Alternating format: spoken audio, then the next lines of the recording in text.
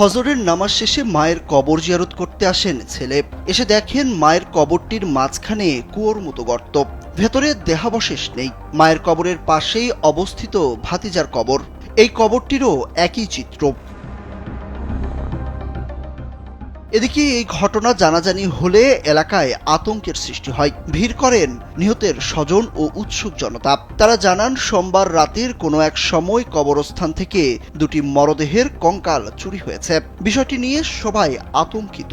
হঠাৎ রাত্রে কিছু মানুষ কবর খুঁড়ে তাদের দুইটা লাশই ভার তুলে নিয়ে গেছে এবং কিছু আলামত এখানে রেখেও গেছে। এখন দেখা যাক আমরা মোটামুটি আইনের আশ্রয় নিয়ে কি করা যায় আর কি এই বিষয়ে। চাষির কবর জিয়ারত করতে আসছিল, তার ছেলে ভোরে ফজরের নামাজ পড়ে এসে দেখে যে কবর দুইটাই খোঁড়া। তখনই এই পাশে মসজিদের ইমাম সাহেবকে নিয়ে এসে ডেকে দেখাইছে। দেখানোর পরে তখন আমরা সবাই জানতে পারছি। কুষ্টিয়ার কুমারখালীর চাপড়া ইউনিয়নের পাহাড়পুর নূরপুর কবরস্থানে ঘটেছে এমন চাঞ্চল্যকর ঘটনা। সরেজমিনে গিয়ে দেখা যায় কবরস্থানে উৎসুক জনতার ভিড়। পাশাপাশি অবস্থিত দুইটি কবরের মাঝখানে গর্ত, ভেতরে দেহাবশেষ নেই। পাশের ভুট্টা খেতে পড়ে আছে দুটি হাড়ের টুকরো, একটি ট্রাউজার।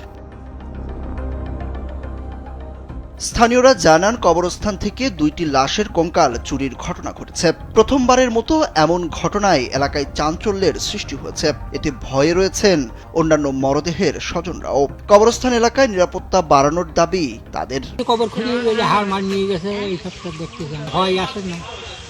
মানুষ এই গোরস্থানে করবে যাওয়া আসা করতে গেলে পারে একটা আতঙ্কে ভয় থাকে, মানুষজন চলতে পারে কেমন ধরা হয়। গোরস্থান যদি একটা হুড়পাড় করে তাহলে একটা মানুষজন চলতে গেলে ভয় পাবে না। আশার সাথে বা শত্রুতা করবে কে?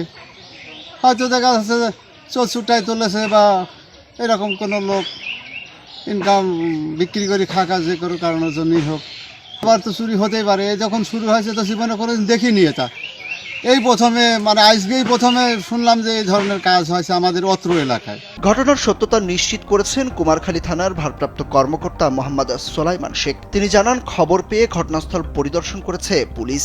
প্রাথমিকভাবে ধারণা করা হচ্ছে চোরা কারবারিরা কঙ্কালগুলো চুরি করেছে। দুইটা কঙ্কাল চুরি হয়েছে মর্মে আমরা সংবাদ পাই। আমার অফিসার পাঠিয়েছে, সেখানে ঘটনার সত্যতা পেয়েছে। অভিযোগকারী এখনো আসেনি। অভিযোগ পেলে আমরা আইনগত ব্যবস্থা নেব। জানা গেছে প্রায় 2 বছর আগে বার্ধক্যজনিত কারণে মারা যান উপজেলার চাপড়া ইউনিয়নের পশ্চিম নগর সাঁওতা গ্রামের মৃত আব্দুস সাত্তারের স্ত্রী সারা খাতুন। তার মৃত্যুর মাসখানেক পরে মারা যান তার নাতির 14 বছর বয়সী ছেলে রাতুল। তাদের দুজনের মরদেহ পাশাপাশি দাফন করা হয়েছিল। সুরুজ আহমেদ, কালবেলা।